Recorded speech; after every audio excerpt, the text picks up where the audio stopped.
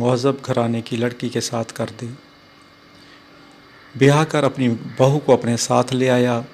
ذمہ دار کی بیوی بہت چالاک تھی۔ وہ بہو کو بہت کم کھانا دیتی، اس پر اپنا حکم چلاتی۔ دلہن شرم و لحاظ کی وجہ سے کچھ نہ کہتی۔ وہ ساس کے ساتھ دست نگری بنی رہی، اس کا ہاتھ بٹاتی، مسلسل تکلیف اٹھاتی رہی۔ کچھ عرصے کے بعد ذمہ دار کے چھوٹے بیٹے کا بیاہ ہوا۔ ساس نے اپنی چھوٹی بہو کے ساتھ بھی وہی برتاؤ کیا جیسا وہ بڑی بہو کے ساتھ کرتی تھی۔ چھوٹی بہو نہایت شوخ اور بے باک تھی۔ اس نے ساس کی چالاکی کو بھانپ لیا اور مناسب موقع کے انتظار میں رہی۔ کچھ عرصے کے بعد چھوٹی بہو کے ایک بچہ ہوا۔ وہ اسی موقع کی تلاش میں تھی۔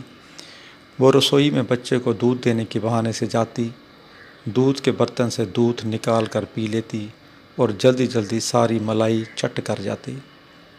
جب اس طرح کئی روز گزر گئے تو ساس کو فکر ہوئی کہ دودھ اتنا کم کیسے ہو جاتا ہے اور ملائی کہاں چلی جاتی ہے۔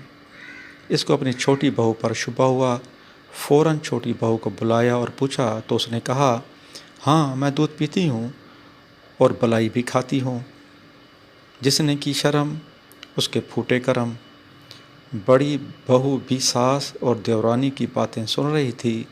سرد آہ بھر کر بولی، واقعی تم سچ کہہ رہی ہو۔ جس نے کی شرم اس کے پھوٹے کرم، جس نے کی بے حیائی اس نے کھائی دودھ ملائی، میں نہ شرم کرتی اور نہ بھوکی مرتی۔ تو دوستو، غیرت مند اور تکلف والے ہمیشہ نقصان میں رہتے ہیں، جبکہ بے شرم اور تکلف نہ کرنے والے ہمیشہ موج کرتے ہیں۔